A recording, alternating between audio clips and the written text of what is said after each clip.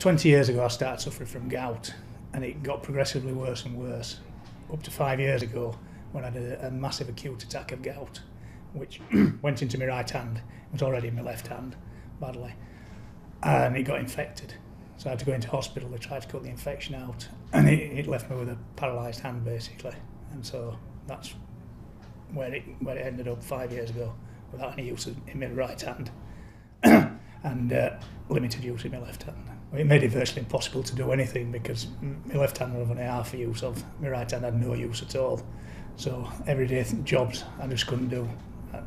My wife had to help me to dress and cook my food up and everything. So as you can imagine, without any hands it's very difficult. So you just get on with the job and learn to adapt and do the best you can. And then I learnt of the professor's hand transplant clinic. Now initially I didn't think of anything about hand transplant. I just thought, well, if the guy can do a hand transplant, perhaps he could repair my hand.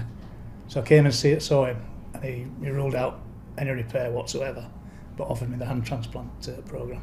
It's just quite revealing, really. I didn't know what to think, because I'd just come in to sort of have a bit of repair on my hand, see if I get anything working, and then all of a sudden he's suggesting a new hand.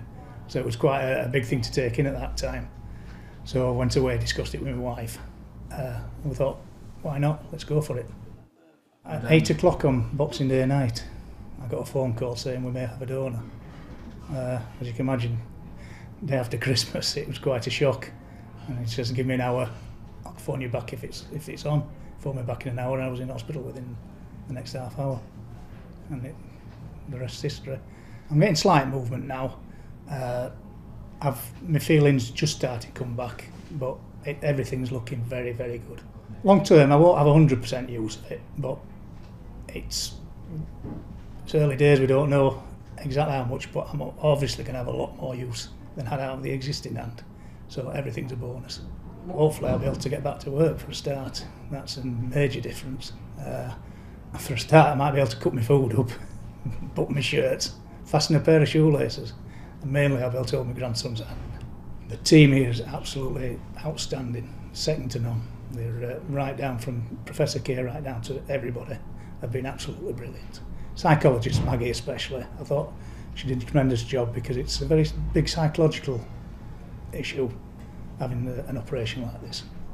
I think I've dealt with it pretty well. You know, the only thing you can't do is know what's going to happen after the operation, and as it's turned out, it's brilliant. I'm well happy.